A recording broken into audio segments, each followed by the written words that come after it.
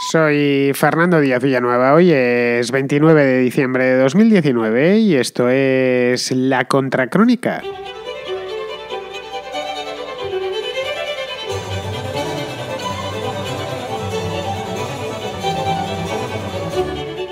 Bienvenidos a la contrarréplica, la última contrarréplica del año de 2019. Ya la siguiente será en 2020. Ayer fue el último contraplano, pues hoy es la última contrarréplica porque lo que nos queda por delante pues son ya solo 3 días y no da tiempo para otra.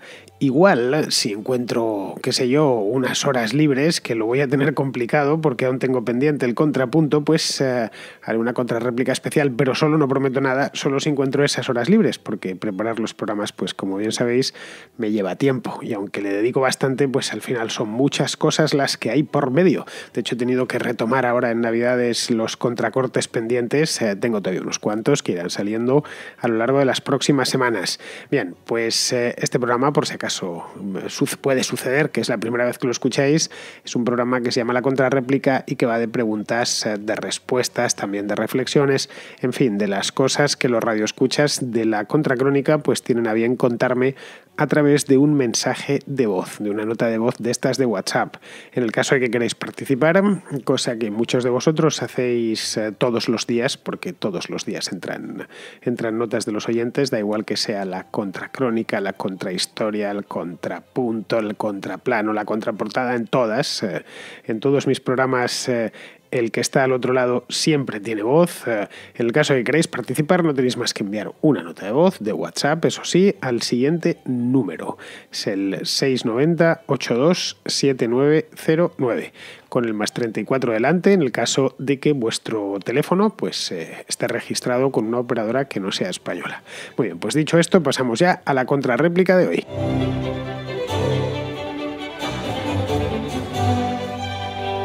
Empezamos con Íñigo, que tiene una duda de tipo, llamémoslo lingüístico. Bueno, no, llamémoslo no, es que es una duda de tipo lingüístico.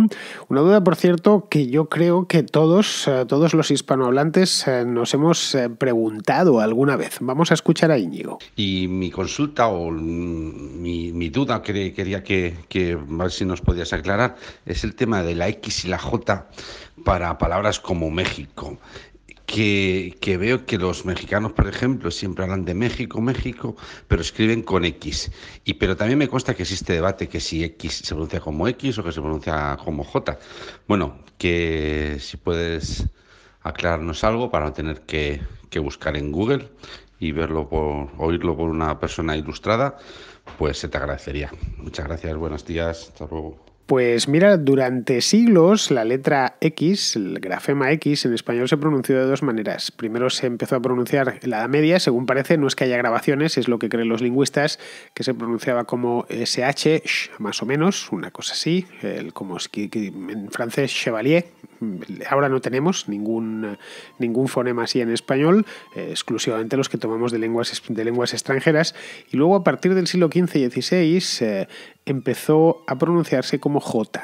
Es decir, las X empezaron a pronunciarse como Jotas y al final ya posteriormente, a partir del siglo XVIII y XIX, empezó a pronunciarse como X. Como veis, esta ha sido una letra, por lo demás, bastante común en nuestro idioma, pero que ha tenido 3 pronunciaciones en los últimos 600 o 700 años. De tal manera que, qué sé yo, en el siglo XVI o XVII o en el XVIII, cuando se ponía una X, lo que se estaba pidiendo al lector es que lo pronunciase como J, antes que lo pronunciase como SH. Pero si, por ejemplo, leemos Don Quixote, realmente tenemos que leer Don Quijote. Es más, hay muchísimas palabras y apellidos y lugares en castellano que llevan la X, pero tiene que pronunciarse como J. El caso, no sé, Jiménez con J, Ximénez, que es lo que leeríamos actualmente con la fonética actual. No, el Ximénez, que es un apellido no muy común, pero si encontraréis Ximénez por ahí, se tiene que leer como Jiménez.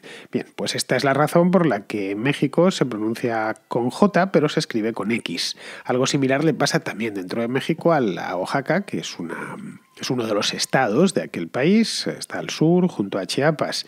Los españoles, cuando llegaron a Centroamérica, transcribieron las palabras indígenas pues lo mejor que pudieron y las españolizaron al tiempo que las transcribían, no por nada, no por qué sé yo, colonialismo ni nada de esto, simplemente para poderlas pronunciar. Porque lenguas como el náhuatl, por ejemplo, bueno, cualquier lengua de origen maya, son francamente difíciles de pronunciar.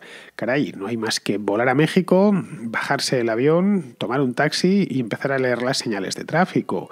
Hay algunas que, hoy en día estoy hablando, uno lo comprueba en persona. No sé, empiezas a ver topónimos que necesitas un cursillo simplemente para pronunciarlos correctamente. En la misma Ciudad de México tienes lugares con nombres imposibles, como, qué sé yo, Tlanepantla, por ejemplo, eso está al norte de Ciudad de México. Hay otro que se llama Nezahualcóyotl, o esto es una zona de la capital que se llama así y no muy lejana del aeropuerto, por cierto, y que lo tienes que leer varias veces. Si vas conduciendo, terminas chocándote porque no terminas de leer bien.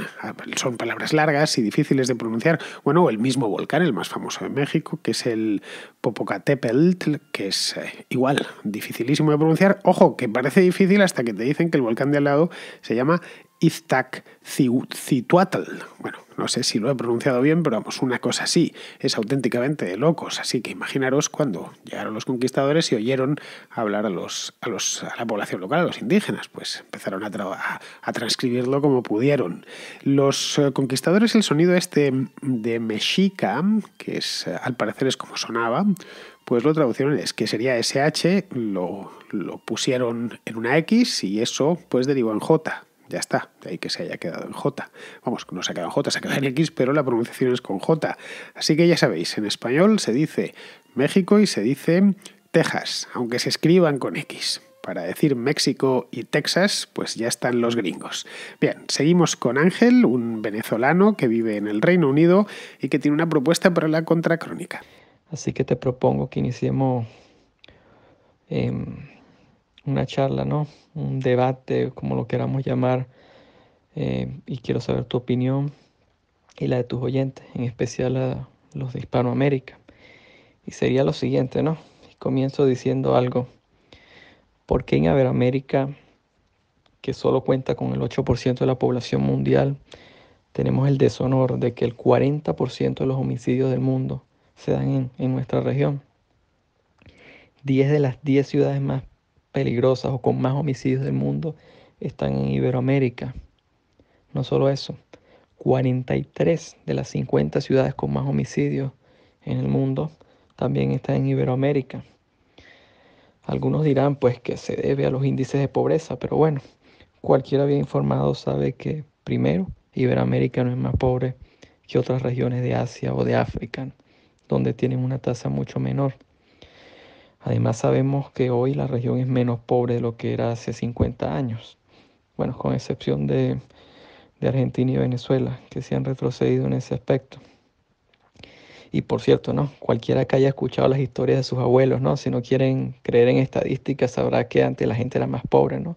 Y que vivía en condiciones mucho más duras. Por lo menos ese es el caso de mis abuelos, que uno era español, por cierto, y mi abuelo el venezolano, y bueno, cualquier anciano que uno hable te dirá que antes las condiciones eran mucho más duras, ¿no? Otros dirán que se debe a la desigualdad, pero repito mi argumento de que no es ni algo nuevo, ni es un fenómeno exclusivo de Hispanoamérica. Lo otro que se dice es que las familias desestructuradas y la paternidad irresponsable, y bueno, esto es ciertamente un factor que contribuye, sería absurdo decir que no. Pero de nuevo vuelvo al argumento de que no es exclusivo de Iberoamérica y no es algo de estos tiempos, ya que de hecho creo que haber leído unas estadísticas que decían que antes de la invención de la píldora anticonceptiva en Iberoamérica, pues las tasas de familias desestructuradas o paternidad irresponsable, pues era mucho mayor que las que tenemos hoy. Y bueno, por acá dejo esta propuesta para saber las opiniones de tus oyentes y por supuesto la tuya, que sé que viviste en Guatemala y que bueno, conoces muy bien la región y la has estudiado bien. Un saludo y bueno, adelante con el programa. Pues sí, Ángel, es un gran tema, es algo sobre lo que se ha hablado aquí bastantes veces. Yo, desde luego, he hablado no solo de Venezuela, sino de un montón de países de Hispanoamérica, el problema de la seguridad, y es algo que además lo he pensado y lo tengo más o menos estudiado, porque lo he tenido que padecer en persona, lo tuve que padecer en persona en el pasado cuando viví en Guatemala. Y sí, efectivamente, tal y como sospechas, la pobreza no es la causa, la desigualdad tampoco. Ya sé que parece contraintuitivo y que nos lo han repetido muchas veces, pero no es así. Hay países extremadamente pobres que son seguros. Es decir, ser pobre no es sinónimo de ser un delincuente. Yo cada vez que oigo esto de es que hay mucho robo y mucho asesinato porque la gente es pobre, que me estás diciendo que los pobres son todos unos criminales, ¿no? En absoluto. La pobreza es tan digna como la riqueza y, por lo tanto, alguien que es pobre no le conduce la pobreza inevitablemente a atentar contra la vida y la propiedad de los demás, ni muchísimo menos. Mira, la España de los años 40 era un país miserable. Acababa de salir de una guerra, estaba aislado internacionalmente, es decir, que se pasaba hambre.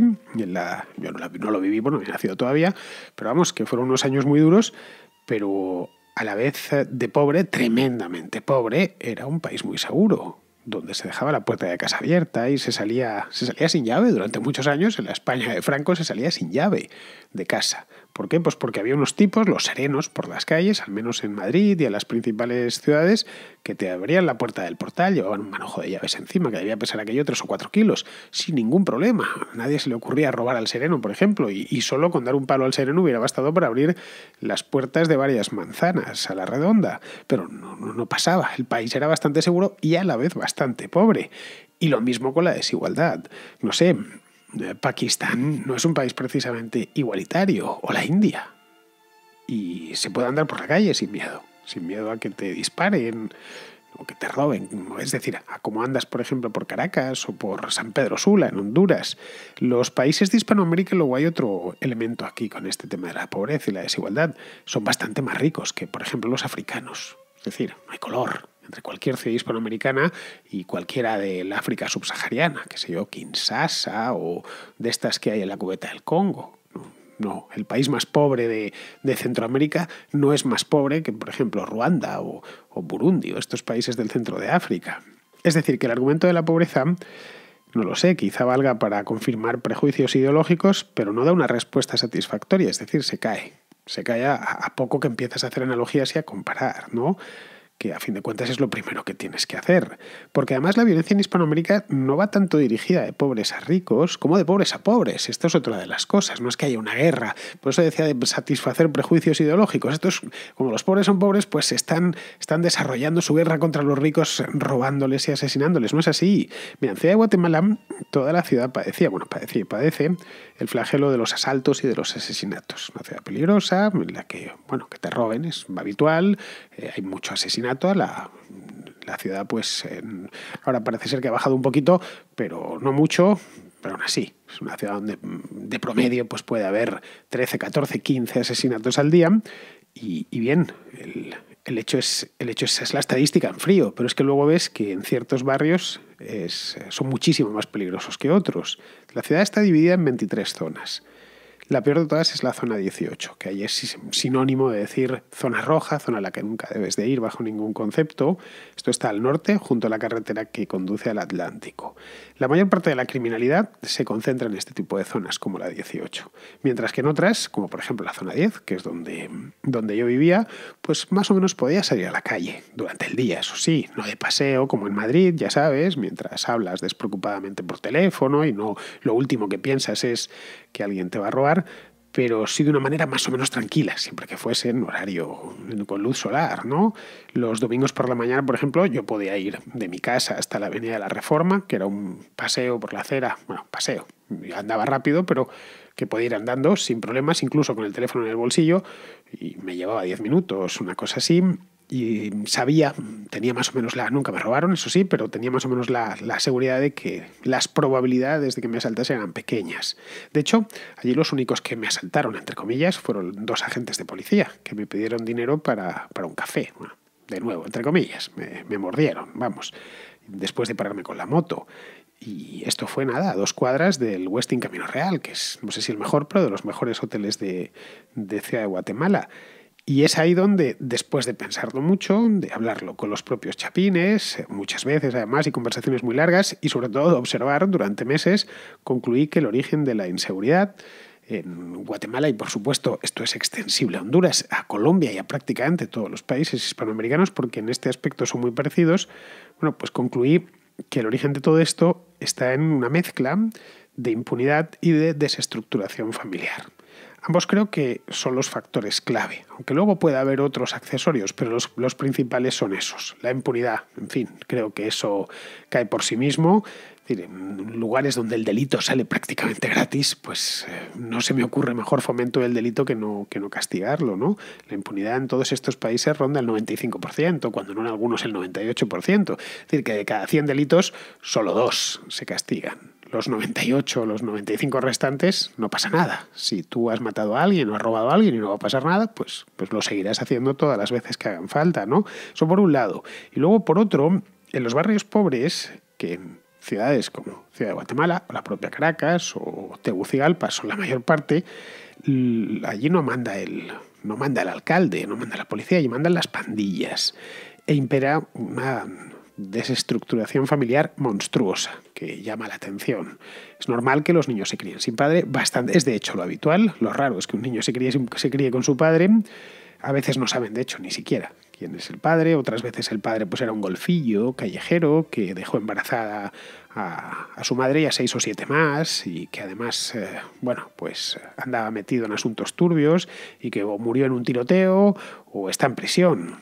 Luego, en todos estos lugares la natalidad es altísima, por lo que muchas madres, jovencísimas todas, porque se embarazan por primera vez a los 14 años, a los 15 años, pues tienen que hacerse cargo de 3, de 4, de 5 niños, ¿no? De niños pequeños, que terminan al final criándose en la calle. Eso cuando tienen madre, ojo, que ni siquiera es seguro. Muchas veces su madre pues, ha sido asesinada, por ejemplo, o ha emigrado a Estados Unidos directamente. Se ha ido de mojada a los Estados Unidos allá a trabajar para enviar dinero y ha dejado a los niños a cargo pues, de un familiar o como la abuela o de unos tíos. Bien, a esos niños al final los termina criando la mara, es decir, la pandilla. Y a los 12 o 13 años pues ya están delinquiendo. No por nada, es que no han tenido otra opción en la vida. Su única familia es la pandilla y no conocen otra cosa.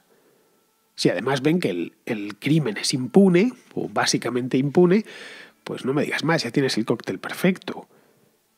Pues bien, este caso de Guatemala se reproduce en buena parte de Hispanoamérica, lo que ha convertido, como bien nos comentas, a sus ciudades pues, en las más inseguras del mundo.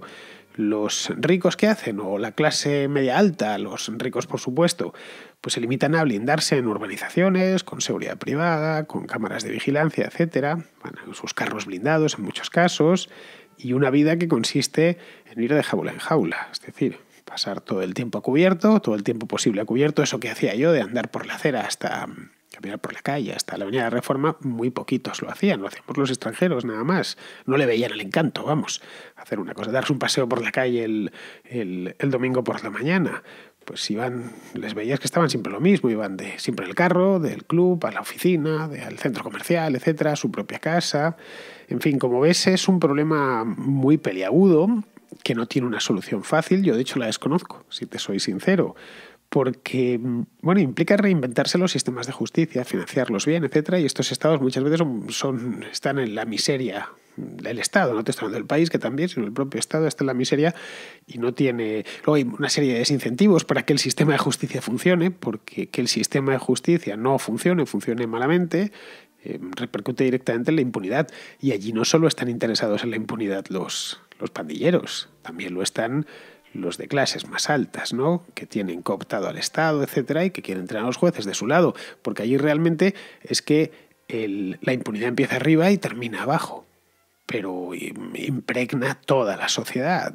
Pero pues esto habría que solucionarlo de todo, desde el agente de policía, ese que te pide que le invites a un café porque su propio uniforme se lo ha tenido que pagar él, y hasta las balas en el caso de que las utilice, hasta el sistema penitenciario.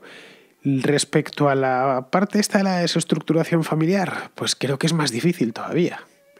Es complicadísimo ya.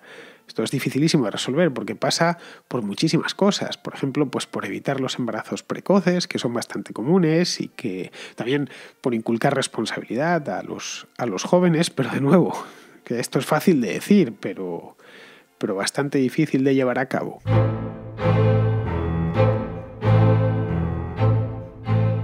Vamos ahora con Daniel, que tiene una cuestión sobre liberalismo y relativismo. Sobre el liberalismo y sus valores. Tengo la sensación, corrígeme si me equivoco, de que el liberalismo cae muchas veces en un relativismo bastante profundo que le hace dudar de los principios incluso bajo los que nace.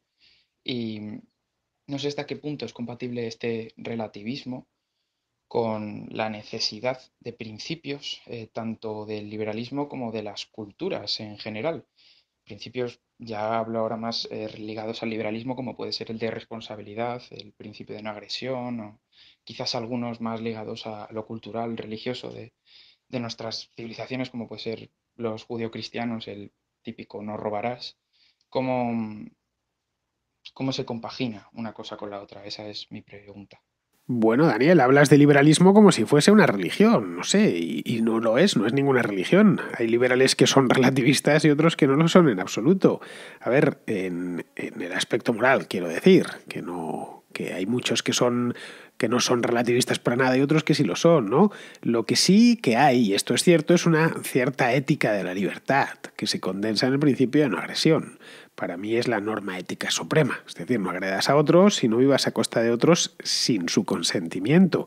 Luego ya a partir de ahí, pues cada uno tiene sus hábitos morales privados, sin que eso, por supuesto, le impida ser liberal, es decir, le quiten o le otorguen el carné de liberal, que ya sabes que hay muchísimos por ahí, hay algunos que tienen incluso una impresora en casa, ¿no? Y se dedican con fotografía y tal, si rápidamente te quitan la condición o te ponen el ultra delante, en fin, vamos a seguir, vamos ahora con Tomás, que es un auditor, porque es chileno, que tiene una pregunta sobre la nostalgia de la URSS.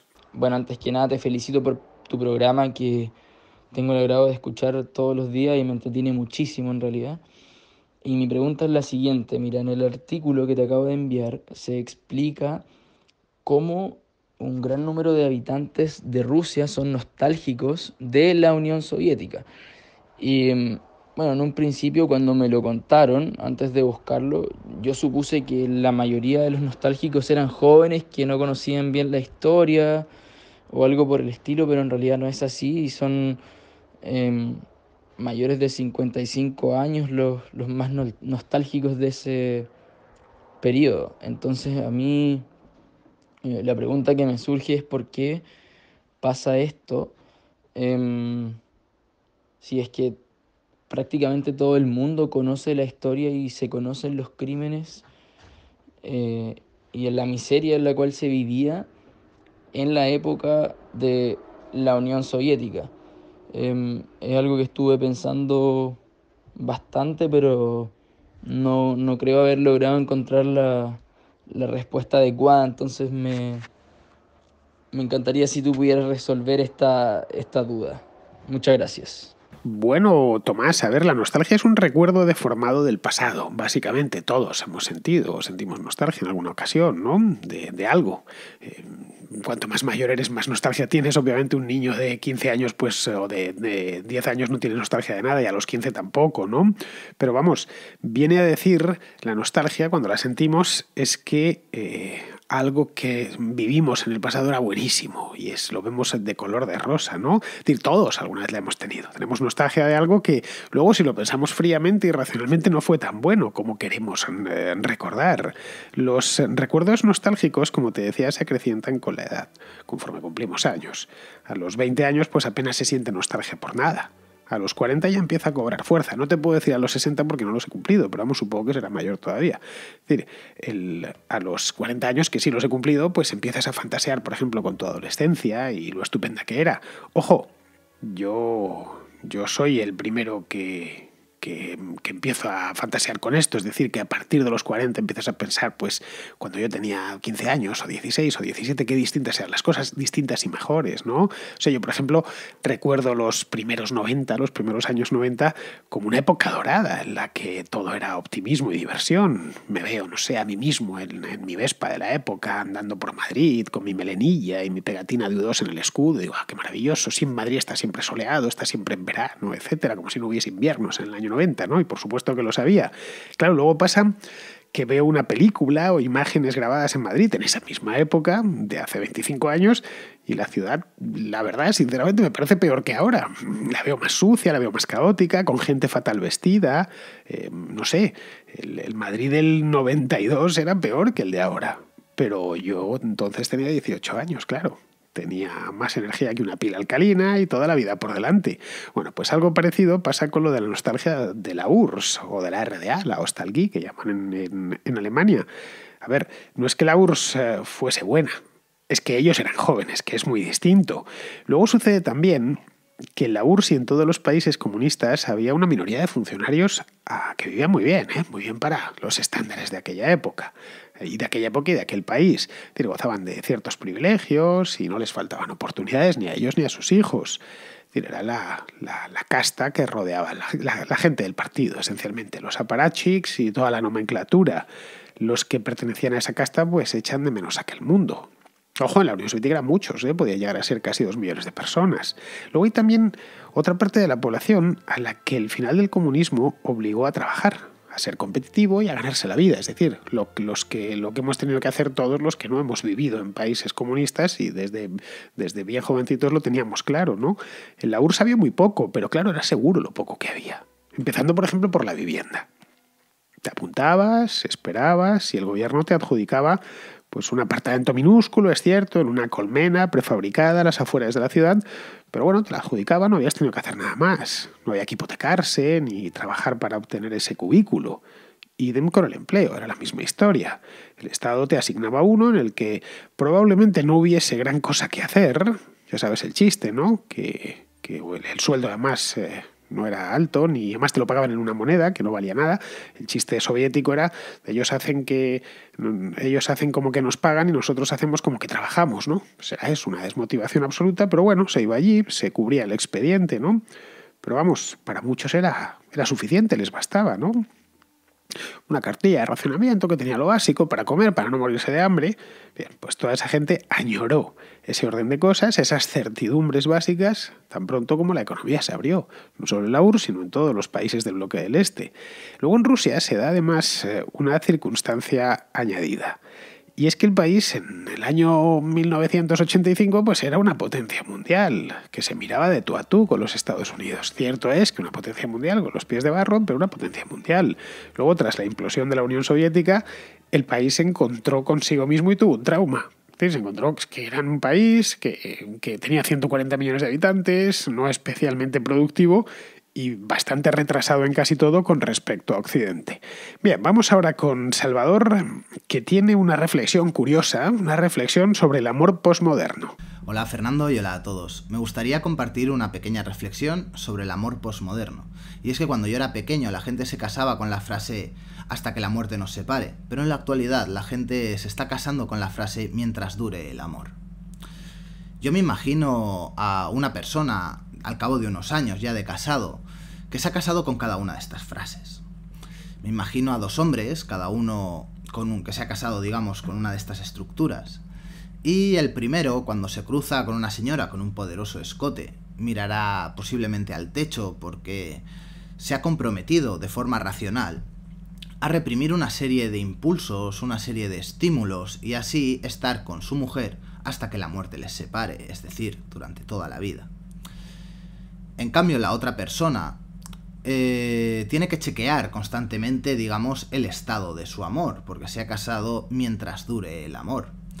Y como tiene que chequear, cuando se le ponga delante la señora esta con ese poderoso escote, chequeará también el escote, evidentemente.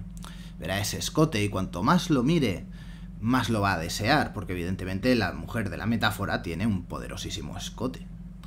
Así que cuanto más lo mire, más lo desee. Se va a ir creando una serie de emociones que le van a ir diciendo, oye, que igual entre esas 2 te lo pasas mejor que con tu señora. Así que es una especie de amor que tiene que estar chequeando constantemente. Y yo cuando estoy en estas bodas, aparte de esta reflexión también, pues mientras dure el amor, me pregunto, ¿y el amor cuánto dura? Y me doy cuenta de que este tipo de amor, que tiene que estar chequeando constantemente todos los estímulos que le puedan venir, Es un amor que simplemente dura lo que dura. Bueno, Salvador, antes no se divorciaban porque no podían, no porque no se les pasase por la cabeza, ¿eh? La intención de divorciarse siempre ha existido. Lo que pasa es que en España hasta 1980 no te podías divorciar y en otros países hasta más tarde. De cualquier modo, cuando alguien decide divorciarse, no lo hace porque ha encontrado una señora con un escote estupendo. No, eso es simplismo puro. El que lo hace, pues tiene razones mucho más poderosas que le llevan a tomar una decisión semejante y a ver, no tienen que todo que estar necesariamente relacionado con el sexo. No sé tú, pero yo puedo contener mis impulsos primarios sin demasiado esfuerzo. Quizá no lo podía hacer a los 16 años o me costaba más, pero a mi edad te aseguro que los como un témpano, te lo garantizo, solo faltaba. Además, cuando tienes un compromiso con una mujer o una mujer tiene un compromiso con un hombre, ese compromiso no se sostiene exclusivamente en el sexo. Cuando digo compromiso, no estoy hablando de matrimonio, un compromiso fijo, estable, etcétera. No sé, si quieres sexo ahí tienes Tinder y su oferta prácticamente infinita, por no hablar de otros métodos de procurarte eso, ¿no? Generalmente de pago, ya, claro. Pero bueno, vamos, que el amor es mucho más que el sexo y va cambiando luego con la edad, de las pasiones incontenibles del principio, pues a una cosa mucho más sosegada. Así que, si me permites la corrección, el amor dura bastante más de lo que dura. Bien, pues ya vamos a ir terminando. Vamos con Pedro, que tiene una corrección sobre un contracorte de hace unos meses que hice sobre el óptimo climático medieval. Hola Fernando, buenos días. Acabo de oír el contrasello que haces del óptimo climático medieval y simplemente corregirte en cuanto a lo que dices de que en Inglaterra no se puede producir vino, pues precisamente y debido al cambio climático actual, la industria vinícola, que era muy pequeña hace 10 años en Inglaterra, está cogiendo cada vez más fuerza y ha empezado notablemente por hacer grandes sparkling wines o vinos espumosos. Y bueno, y se dice así coloquialmente que el clima que había en Champagne, en la región de Champagne, hace 10, 15, 20 años, es el que tiene ahora pues el sur de Inglaterra. Y nada, pues nada más, un saludo y hasta luego. Muchas gracias. Bueno, Pedro, vino se ha producido en Inglaterra o en Gran Bretaña desde tiempos de los romanos. Ellos fueron quienes lo introdujeron allí, vamos, especialmente en el sur, los Essex, que es Kent, la parte sur del... No intentes cultivar vino en Escocia porque no quiero ni pensar lo que te puede salir de ahí, o en los condados del norte. Pero bueno, los que están en el sur, cerca del Canal de la Mancha, que tienen todavía algo de sol y aunque llueva mucho, de hecho hay ciertos... Anglia, por ejemplo, es más seca que el resto de Inglaterra y ahí, bueno, está muy al norte, pero aún con todas podría sacar algo, ¿no? Pero desde entonces, desde tiempos de los romanos, siempre fue un vino de muy baja graduación, porque la falta de sol pues, impide que las uvas maduren debidamente, ¿no? Algo parecido a lo que sucede, por ejemplo, en el Valle del Rin o el País Vasco, con el Chacolí, que es un vino que está muy rico, pero que tampoco es muy fuerte, todo lo contrario. Precisamente por eso, a mí al menos, es de los pocos vinos que puedo beber, porque el resto no son muy de mi gusto. Pero bueno, el hecho es que los ingleses, los británicos, a lo largo de la historia, claro, puestos a elegir, los aficionados preferían beber vino francés o italiano o español a los caldos que producían allí, tan suaves.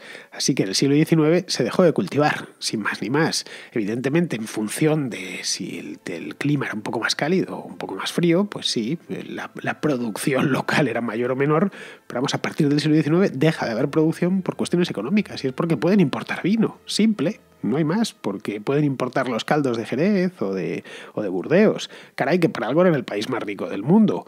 Pues bien, hará cosa de unos 50 años empezaron a plantarlo de nuevo. Y lo que la tierra les da, pues es ese tipo de vinos que te he dicho. El tipo, pues el Liefraumilch de que este es del Palatinado, Alemania, o el Riesling. Pero vamos, cuando Essex de vinos tintos, con el cuerpo que tienen, pues no sé, un Montepulciano, un Rioja, entonces en ese punto hablamos. Entre tanto, no elimines, en Alemania pasa exactamente lo mismo, que hay cierto componente de moda de plantar vinos, aparte de que la agronomía ha avanzado sustancialmente desde el siglo XIX. Hoy se pueden cultivar cosas en los lugares más insospechados, gracias a los conocimientos agronómicos, a los abonos, etc. A la tierra le sacamos por metro cuadrado mucho más que nuestros antepasados, gracias gracias a Dios, por eso podemos comer todos, pero vamos, que hay un elemento también de moda. En Alemania han salido vinos en el oeste del país y en el sur, por todos los rincones, incluso en zonas donde antes no es que fuese imposible, que no era del todo imposible, a fin de cuentas se puede plantar uva, sino que han conseguido, gracias a nuevas técnicas, sacar un vino más o menos aceptable. Para un especialista diría que es algo imbebible, pero más o menos aceptable en lugares que hace 30, 40, 50 años directamente hubiese sido imposible. Muy bien, pues con esto, queridos amigos, terminamos la contrarréplica de hoy y yo me despido de vosotros. Hasta mañana.